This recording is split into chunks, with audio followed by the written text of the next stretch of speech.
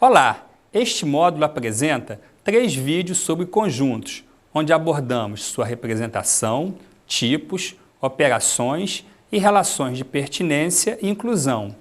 Além disso, você verá os principais conjuntos numéricos e suas propriedades. Bom estudo!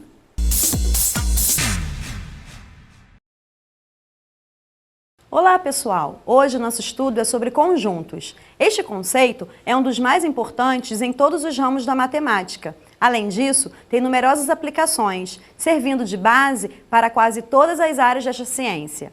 O conjunto não tem uma definição específica. Intuitivamente, é uma lista, coleção ou classe de coisas, que podem ser números, pessoas, letras, objetos. Os componentes de um conjunto são chamados elementos.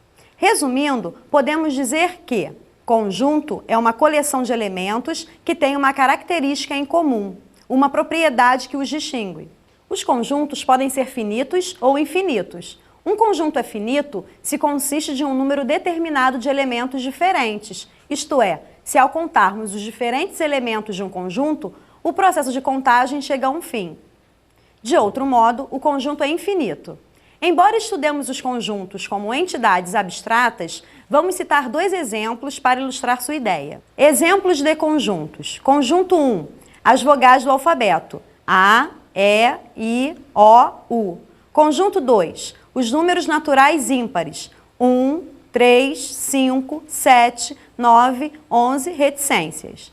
Os conjuntos são normalmente designados por letras maiúsculas do nosso alfabeto e podem ser representados por uma das seguintes formas. Veja os slides. Representação de um conjunto. Primeiro modo, nomeando seus elementos entre chaves e separados por vírgulas. Exemplo, conjunto B é igual a, E, I, O, U. Segundo modo, atribuindo uma característica comum a todos os seus elementos, ou seja, atribuindo uma propriedade. Conjunto B é igual a X, tal que X é uma vogal. Terceiro modo, através de linhas simples, fechadas, conhecidas como diagramas de Venn, onde a pontos interiores do diagrama associamos elementos do conjunto. Agora, vamos conhecer alguns símbolos utilizados no tratamento dos conjuntos, dentre outros que veremos ao decorrer da aula. Veja, simbologia dos conjuntos. A, B, C, letras maiúsculas indicam conjuntos. A, B, C, em letras minúsculas, indicam elementos. A barra vertical indica a expressão tal que. O A de cabeça para baixo significa para todo, qualquer que seja. A letra E, ao contrário, indica a expressão existe. A letra E, ao contrário e com risco, indica a expressão não existe. N de A significa número de elementos do conjunto A. Alguns desses símbolos usaremos hoje e outros na próxima aula sobre conjuntos. Outros conceitos importantes sobre conjuntos são as relações de pertinência e inclusão. Veja agora a relação de pertinência. Relação de pertinência. A relação de pertinência é utilizada somente entre elemento e conjunto.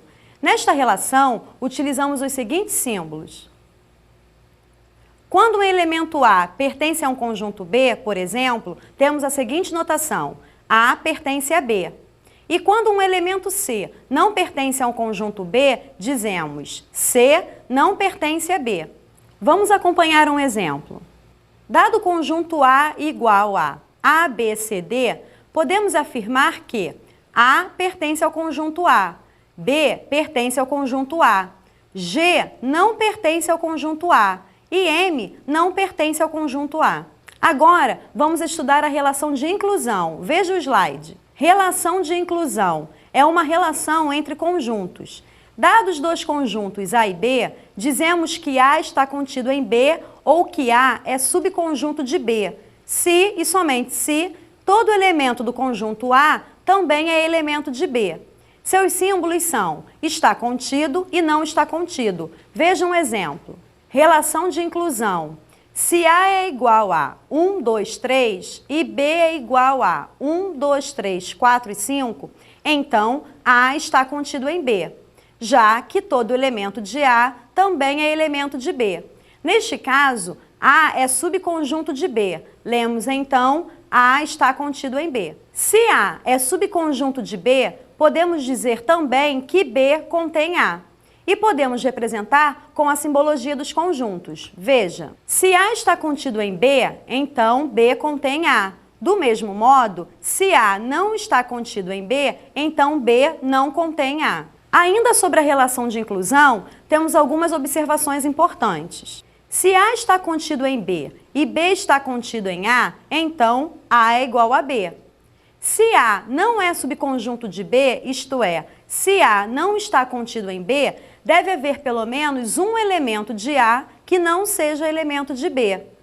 Um conjunto vazio é considerado subconjunto de qualquer outro conjunto.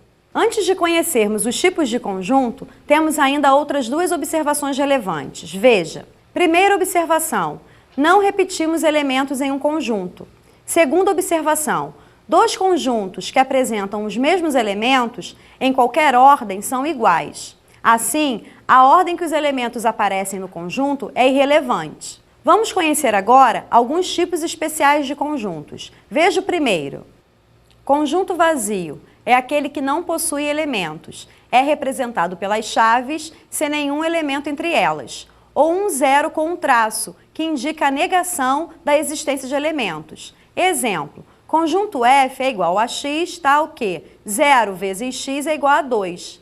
Como não existe nenhum valor que, multiplicado por 0, resulte em 2, x não existe e o conjunto F é vazio.